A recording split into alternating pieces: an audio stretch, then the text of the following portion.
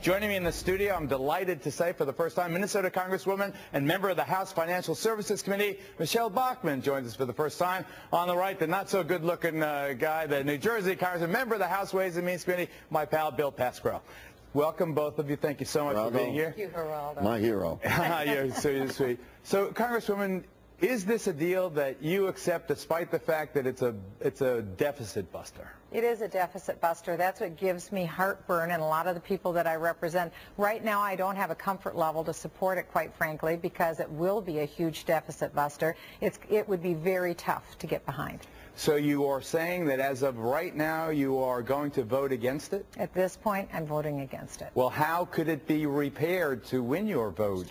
You know, it would seem to me that if they don't have the Republicans, the Obama administration doesn't have very much. You are hearing a prominent Republican saying she will not vote to support the bill as currently drafted. If President Obama doesn't have the House Republicans, indeed the Republicans in the Senate, he's not going to get this law. So does what Congressman Bachmann said bode ill for what the president... Well, Bill says that Michele is wrong, and that, secondly, you mean you're not going to go home with the idea of not in any manner, shape, or form helping those people who are going to have their taxes raised and going back to pre-dawn and going back to something that we don't want, any of us. We're simply saying there needs to be a threshold.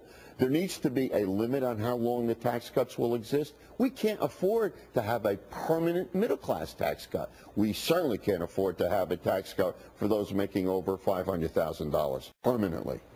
Congresswoman, are you willing to go home in the Christmas holidays with no bill at all passed and everyone facing the specter of their income tax rates going up to Clinton-era levels?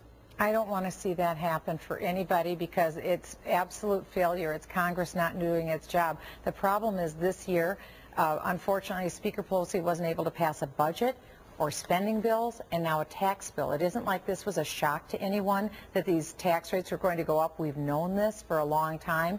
This could have been taken care of and passed much earlier. I wish we would have, but again, I think at this point it's time to fish or cut bait. And you have a very simple vote. Either we're going to keep the tax rates as they currently are, or we're going to raise them. Bill wants to see them raised. That's fine. I think that's a legitimate vote. Let's all go down to the floor and take that very legitimate, simple vote. Keep the tax rates what they are, or raise them. The point of the matter is, how can we go home and not even consider the unemployed?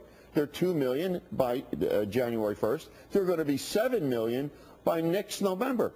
That's unconscionable. I really believe Michele doesn't want to do that, but we get so trapped, sometimes you guys, sometimes we get so trapped in our ideology that we don't even know what a compromise is when it hits us between the eyes. The emergent situation. If you represent the Tea Party wing of the Republican Party and you are going to revolt against this compromise, then the prospects of passage of this proposed legislation dwindle to a precious little teeny bit.